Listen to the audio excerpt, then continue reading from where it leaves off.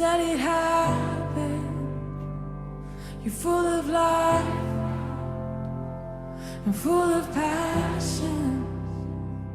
That's how he made you. Just let it happen. You're full of life now, full of passion. That's how he made you. Just let it happen. And he calls each one of us. Bueno, me mandaron hace poquitos días que si podía compartir durante la asamblea. Y nada, he estado rezando por ello y reflexionando un poco sobre qué os quería contar hoy, ¿no? Y la charla, que yo siempre le pongo nombres, pues la he puesto Anclados en Cristo, ¿eh? Le he puesto ese nombre, que es un nombre, pues... Bueno, el ancla, que es el símbolo de toda la charla, que la podéis ver en el cuello de Mario o en el cuello de Saúl, en sus... Cuando vinieron de la industria, vino Mario de la industria y me dice, ahora quiero tener un ancla aquí y tal, no sé qué, digo, pero... Y eso dice, no, es que Aaron Lewis, que es que Aaron, tal, es que nos ha explicado que el ancla, que tal, que es un signo cristiano, que tal. Bueno, la verdad es que venía muy emocionado, ¿no? Y bueno, la verdad es que el símbolo le había llamado la atención y luego a Saúl también. Y bueno, yo la verdad es que me puse a mirar un poco sobre el tema del ancla. Y bueno, la charla de hoy, lo que os voy a compartir hoy es sobre esto, ¿no? Sobre el significado del ancla y otras cosas que he ido yo encadenando en mi mente, ¿no?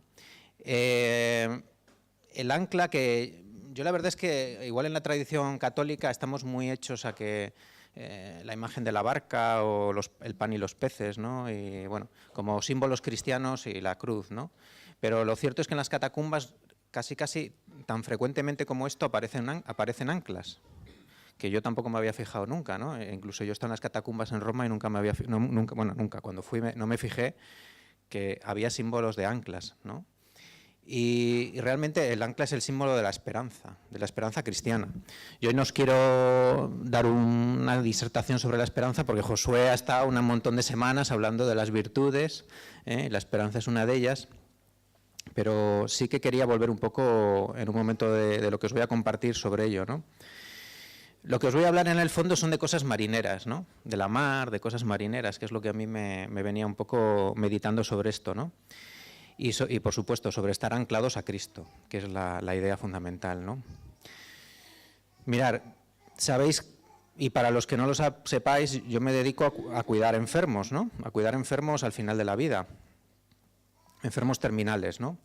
Y he tenido la suerte de atender a un grupo grande de gente marinera, de gente que vivió en la mar, ¿no? Primero cuando trabajaba en Laredo, en el hospital de Laredo, la gente de Santoña y de por ahí, y ahora allí en Ribadesella y toda esta zona, en Llanes y tal, pues han fallecido gente mayor que había sido gente de mar, ¿no? Y la verdad es que al hablar con ellos y acompañándolos, siempre me ha hecho pensar mucho, ¿no? En la forma de ser de estos hombres, casi, o sea, todos eran hombres, ¿no? Y era gente que había vivido la mar muy intensamente, ¿no? Desde crío, y claro, se mezclaban formas de ser como todos nos lo podemos imaginar, ¿no? Gente ruda, gente de la mar, gente de piel curtida, de manos curtidas, de tatuajes de estos que al cabo de los años se han ido arrugando, ¿no? Porque ya son hombres mayores, pero que se los hicieron ellos de jóvenes y luego pues ha quedado lo que ha quedado, ¿no? Gente malhumorada, mal hablada, muchos de ellos con problemas de alcoholismo, ¿no? Pero lo que a mí siempre me ha llamado la atención con ellos es que es gente que te transmite paz y te transmite que es gente muy introspectiva, ¿no? Gente que mira mucho hacia adentro, que todo lo que lo dices lo piensa, ¿no? Lo piensa, es gente muy silenciosa, es gente normalmente pues que te transmite momentos de silencio, momentos de meditar lo que les estás diciendo. Es gente que también te transmite que tienen miedo, ¿no? Como todos nosotros, pero lo afrontan, ¿no? Que saben cómo afrontar el miedo. A mí me han transmitido siempre eso, ¿no? Uno de ellos, que yo creo que ya os lo conté en alguna otra charla, hace poco, un amigo que porque ya hay un momento que yo ya les considero amigos, pues cuando el día antes de morir me decía Luis, yo mañana, o sea, ya en pronto estaré paseando con Jesús por Cafarnaún, ¿no? Me decía el hombre convencido, ¿no? El hombre al que solo le importaba bueno, que su mujer y su mujer que tenía una minusvalía y su hija con una discapacidad, pues se quedaban aquí, ¿no? Y él no podía seguir cuidándolas, ¿no? Era lo que más le preocupaba, más que el hecho de que él se iba a morir, que él había sido la mitad de su vida farero y la mitad de su vida marinero. Y bueno, es gente quizás que se enroló en un momento dado pues sin saber a dónde se apuntas, ¿no? Cuando tú te embarcas en un barco, imaginároslo, ¿no? O sea, tú no sabes si vas a volver, ¿no? Cuando tú te montas en un barco, y me imagino que es un barco de estos de madera, de pescadores, pues esta gente no sabe si volverá, no sabe por cuánto tiempo, porque a veces la pesca se prolonga porque no encuentran peces, ¿no? Y dejan a sus seres queridos y se van a lo desconocido, ¿no? Y a mí siempre profundamente esto me ha hecho pensar, ¿no? Me ha hecho pensar un poco en esta forma de ser, ¿no? En esta forma de ser que lo arriesga todo, ¿no? Y bueno, os quería leer, porque como lo que yo os pueda decir, como siempre, pues se va a quedar incompleto, pues os voy a leer la Biblia, que es lo mejor que tenemos, ¿no? Y os voy a empezar leyendo Lucas 5, del 4 al 6, que dice: Jesús dijo a Simón: remad mar adentro y echar las redes para pescar. Simón contestó: Maestro, hemos trabajado toda la noche sin pescar nada, pero por tu palabra echaré las redes. Así lo hicieron y pescaron tantos peces que las redes estaban por romperse. Bueno, esta es la famosa lectura que todos la recordaréis más, pues porque luego Jesús les dice a los discípulos: venid conmigo y os haré pescadores de hombres, ¿no? Y quizás es más recordado por eso, pero a mí sí que me ha hecho mucho pensar en la imagen del mar, de la barca y de todo esto, ¿no? Y son un poco las reflexiones que os quiero traer yo, ¿no? En la Iglesia católica, los que estamos aquí y hemos ido a colegios católicos y demás, sabéis que siempre nos han transmitido mucho la imagen esa de la barca y las redes, ¿no? Que la tenemos hasta en la sopa, de haberla visto puesta en murales y cosas. Y la barca siempre ha sido identificada como la Iglesia. La barca es la Iglesia y siempre se nos ha dicho eso, ¿no? Pero yo quiero ir un poco más allá, ¿no? Un poco más allá del significado que yo entiendo en todo esto. Mirad, para mí la barca, no sé vosotros, pero para mí la barca significa el arriesgar.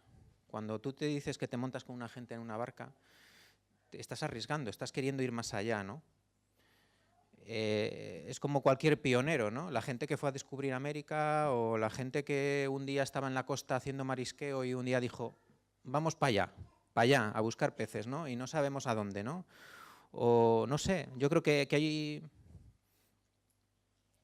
Para mí, estar llamado a estar en la barca de Jesús es montarte con él y arriesgar tu vida, dejar tus seguridades y vivir en fe, ¿no? Hay un momento que tienes que dejar tierra conocida y adentrarte, ¿no? Y siempre tiene que haber alguien, ¿no? También esta semana estaba precisamente pensando en esto que os quería compartir, y estaba allí en Ribadesella y estaba en la barandilla de enfrente del centro de salud que hay allí, y estaba viendo los patos que hay, y vinieron unas aves que eran como patos pero un poco más grandes.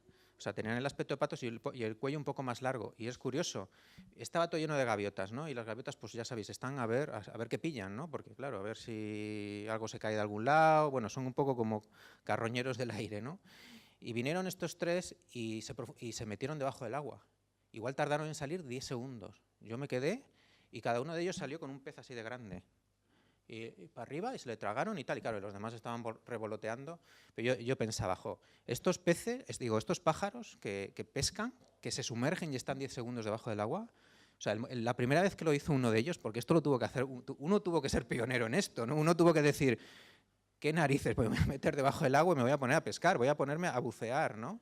Pues esto es un poco, a mí me llama la atención, ¿no? Y los demás, en cambio, la gran mayoría de las aves que veías por allí, estaban a verlas venir, ¿no? Estaban para acá, para allá, revoloteando, gritando, pero claro, los otros eran los que estaban comiendo, ¿no? Y me llamaba mucho la atención, ¿no? Y pensaba en esto, ¿no? Me traía esta imagen de estos en algún momento han tenido que decir, tengo alas, vuelo por el aire, pero yo ahora mismo me voy a poner aquí a bucear, aunque no vuelvan a salir volando nunca más, ¿no? Me imagino que por la necesidad, ¿no? Pero la verdad es que eso es arriesgarse, ¿no? Eso es cambiar las reglas, ¿no? Las reglas del juego, ¿no? Y a mí me llama mucho la atención, ¿no? Me llama mucho la atención para mí también, ¿no? Y para mí montarte en la barca, el pensamiento que me venía también es de la oración, ¿no? Acordándome de estos hombres introspectivos que os digo yo de la mar,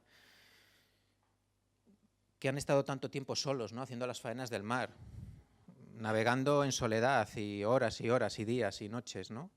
Esta gente es así porque esta gente ha estado dentro de sí misma, ¿no? A mí me recordaba cuando yo hice el Camino de Santiago, ¿no? Cuando pasas tantas horas solo, caminando, tantas horas, ¿no? Aquí está Pedro, que es el number one ya del Camino de Santiago, ¿eh? Pues al final tienes que aprender a estar contigo mismo. Tienes que aprender a estar con tus miserias y con todo lo que hay dentro de ti, ¿no? Y con Dios, ¿no? Hay un momento que te tienes que buscar a Dios, ¿no? Tienes que ponerte a hablar con Él, ¿no? Para mí la barca también es, subirte a la barca con los hermanos es la comunidad, ¿no? Cuando tú te montas en un barco también, esta gente que se monta en un barco, 15 hombres o 16, y de repente tienes que estar oyendo las palabras de los demás, tienes que estar oliendo sus pedos, sus chascarrillos, sus ronquidos por la noche, ¿no? La verdad es que eso es comunidad, ¿no? Como Ana ahora, que está allí, estáis allí en comunidad y aquello, pues hay que soportar al hermano también, ¿no? Hay que aprender a amarle, ¿no? Estando rozando, ¿no? Uno con otro, ¿no? Y subirse a la barca es misión común, ¿no? Es descubrir la suerte de tener una misión común. Decir, tenemos una ilusión todos juntos, ahora mismo estamos aquí en comunidad, tenemos la ilusión. Yo cuando oía a Claudia me emocionaba, ¿no? O sea, porque lo que hace ella a mí me emociona porque lo considero mío. Como cualquiera de lo que hacéis vosotros aquí, yo lo considero mío, ¿no? Y me emociona y me anima, ¿no? O sea, el descubrir una misión común, como cuando Jesús les dice que les va a hacer pescadores de hombres, ¿no? O sea, subirse a la barca es eso también, ¿no? Es esa misión común. Y también es confiar en los que nos guían. Subirse a la barca, cuando uno se sube a una barca, a un barco, te fías del capitán, ¿no? Cuando Jesús dice a Pedro y a los demás, ¿no? Discípulos, les dice, hala, venga, ir para allá, meteros, les dice exactamente,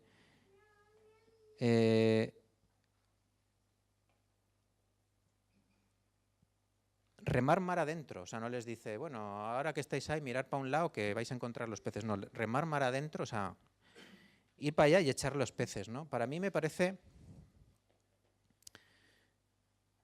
que es importante, estando en comunidad, estando aquí, tener acompañantes, tener líderes, tener personas que ven peces donde los demás solo vemos agua, ¿no?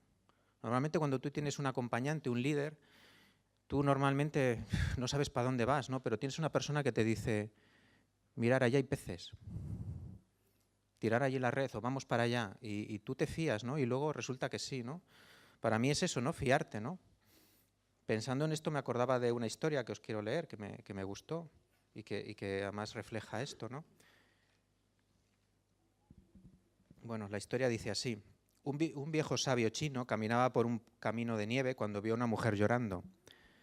¿Por qué lloras?, preguntó él. Porque me acuerdo del pasado, de mi juventud, de la belleza que veía en el espejo, de los hombres que amé. Dios fue cruel conmigo porque me dio memoria. Él sabía que yo recordaría la primavera de mi vida y que lloraría. El sabio contempló el campo de nieve con la mirada fija en un punto. En un determinado momento la mujer paró de llorar. ¿Qué estás mirando?, preguntó. Un campo de rosas, dijo el sabio. Dios fue generoso conmigo porque me dio memoria. Él sabía que en el invierno yo siempre podría recordar la primavera y sonreír.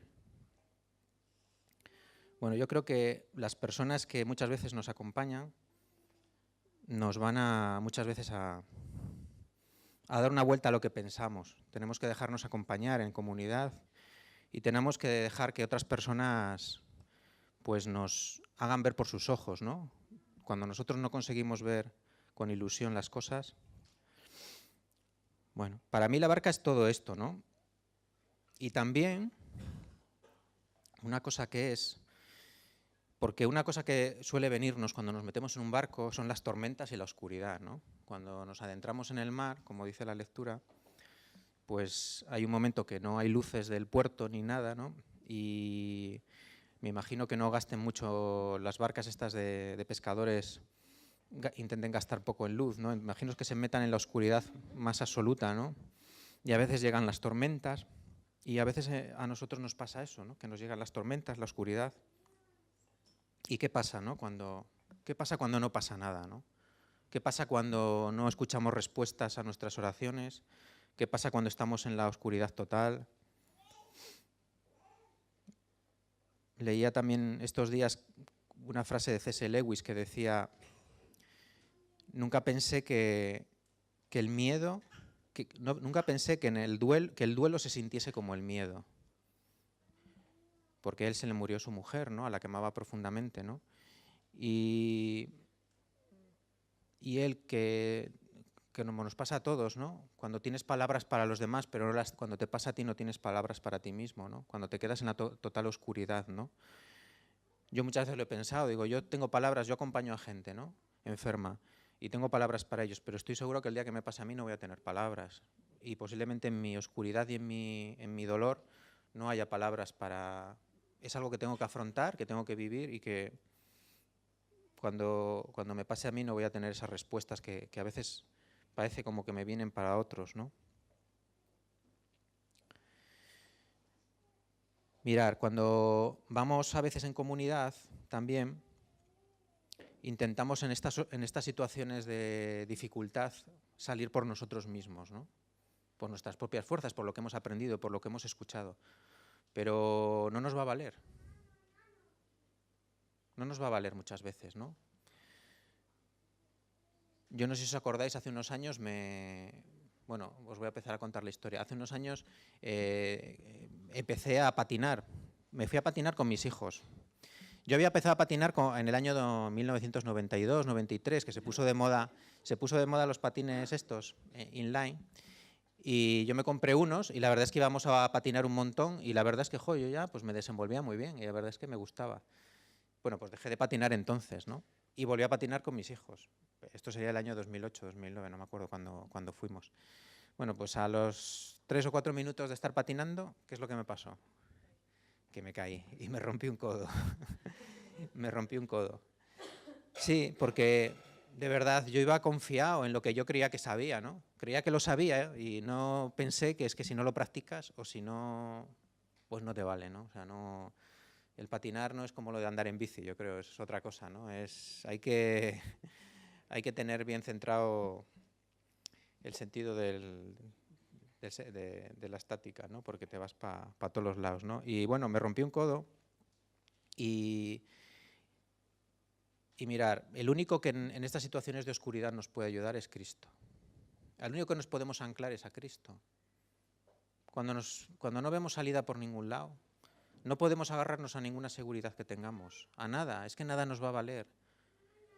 Solo podemos hacer dos cosas, o huir y no salir de esa oscuridad, seguir en ella, porque cuando uno huye normalmente huye en la dirección que no es, o anclarnos a Cristo, que es el que nos va a sacar, es el que realmente nos va a ayudar. Mirar, todo lo de la simbología del ancla, estuve leyendo que viene de esta lectura de Hebreos, ¿no? Dice Hebreos 6, 18, tenemos pues promesa y juramento, dos cosas irrevocables en las que Dios no puede mentir y que nos dan plena seguridad cuando dejamos todo para aferrarnos a nuestra esperanza. Esta es nuestra ancla espiritual, segura y firme, que se fijó más allá de la cortina del templo, en el santuario mismo. Allí entró Jesús para abrirnos el camino. Mirar, en la absoluta oscuridad, cuando no hay salida, cuando no tenemos para dónde tirar, cuando decimos, ¿qué hago aquí? ¿Qué pinto yo en esta situación? Lo único que podemos hacer, de verdad, lo único que nos va a salvar es ir más hacia Jesús, buscarle. intentar hablar con gente de Él, el rezarle a todas horas, a tiempo y destiempo, el clamarle, es lo único que nos va a sacar de ahí. No hay ninguna habilidad humana, ninguna capacidad que creamos que tenemos que nos va a llevar nos va a salvar en ese momento. Yo os lo digo, esto es una experiencia que yo tengo. Solamente Cristo te saca, ¿no? Por eso yo hoy quería pues invitaros a que, si estáis ahora mismo en alguna situación en vuestras vidas, en alguna situación en la que no veis salida, en la que pues el dolor os puede, pues que pidáis ayuda, pedirle ayuda a Jesús, pedirle ayuda a la gente que creéis que os pueda hablar de Jesús, porque el otro día fuimos a la iglesia Esencia y predicó Marcos, ¿no? Y Marcos habló también, una parte de la charla también hablaba de esto, ¿no? Al final, cuando rezó por la gente, él estuvo hablando de los ciclos de las personas, ¿no? Él hablaba de cuando muchas veces somos personas que repetimos lo que han hecho nuestros padres, ¿no? Y cuando digo repetimos lo que han hecho nuestros padres, es que repetimos los pecados de nuestros padres, repetimos lo que no nos gustaba de nuestros padres, lo que odiábamos de ellos. Muchas veces nos miramos a nosotros mismos y decimos, pero si estoy haciendo lo mismo, si es que soy él, o sea, soy mi madre, soy mi padre, me he convertido en ello, ¿no? Y él dice que estamos a veces metidos en ciclos que nos están dañando, en heridas que tenemos ahí constantes y que tenemos que romper con ellas. Tenemos que romper con ellas, tenemos que anclarnos a Jesús. Y de verdad, o sea, pensar en esto que os estoy diciendo, y a mí me encantaría que de alguien de aquí, de esto que estoy diciendo, pues dijese, necesito rezar más, necesito confesarme, necesito hablar con alguien que me pueda anclar un poco a Jesús, ¿no? Que me haga salir de la soledad o del miedo o donde estoy metido ahora mismo, ¿no? Porque seguro que hay personas que necesitan salir. That's how He made you. Just let it happen. And He called